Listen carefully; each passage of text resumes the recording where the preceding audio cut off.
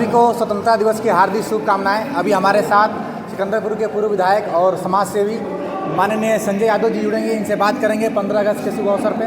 तो सबसे पहले हमारे चैनल में आपका स्वागत है सर। धन्यवाद सर, अभी आप 15 अगस्त के शुभ अवसर पर क्षेत्रवासियों को क्या कहेंगे? सबसे पहले मैं 79वें स्वतंत्रता दिवस के अवसर पे मैं सभी क्षेत्रवासियों को बहुत बहुत बधाई और शुभकामनाएं देता हूं। आज हम लोगों को 78 वर्ष हो गए आज़ादी मिले हुए।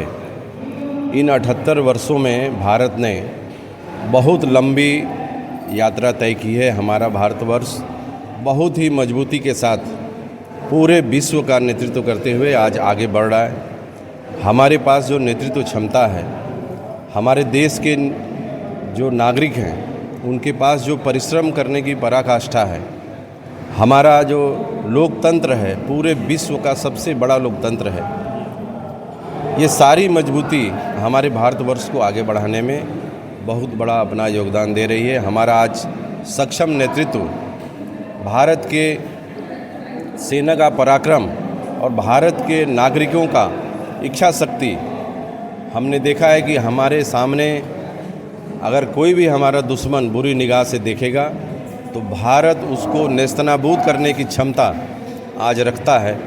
आज भारतवर्ष हर क्षेत्र में आज हम बहुत आगे गए हैं। पूरे विश्व के जो हमारे विकसित देश हैं, आज हम उनसे कहीं आगे जाके उनका मुकाबला करने का काम भारत कर रहा है। हमारे पास योग्य नेतृत्व है।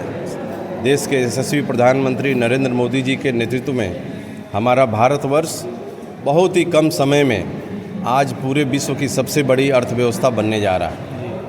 यह जो सदी है, इसमें लड़ाई अर्थव्यवस्था की है।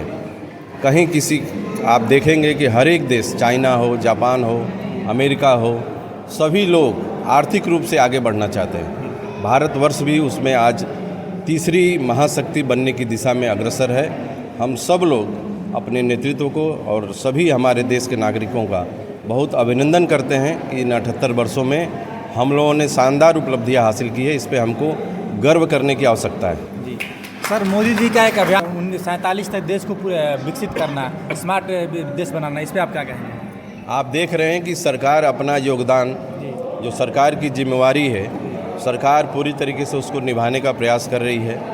आवश्यकता है कि इस देश का एक एक नागरिक, हमारे प्रधानमंत्री जी ने आह्वान किया है, उस आह्वान की पूर्ति के लिए प्रत्येक नागरिक को कमर कस के इस अभियान में कूदना चाहिए और जो जहां है, जो जहां अपना योगदान जिस प्रकार से दे सकता है, उन सभी लोगों को भी इस अभियान में अपना योगदान देना चाहिए। तभी यह भारतवर्ष 2047 में विश्व का सबसे नंबर 1 देश बन सकता है। अभी आप SRD इंटरनेशनल पब्लिक स्कूल के प्रांगण में खड़े हैं सर, इस स्कूल को क्या कहेंगे? इस विद्यालय के शुभारंभ से हम लोग यहाँ आते जाते हैं और मैं कह सकता हूँ कि सबसे ग्रामीण इलाके में विद्यालय स्थापित हुआ है।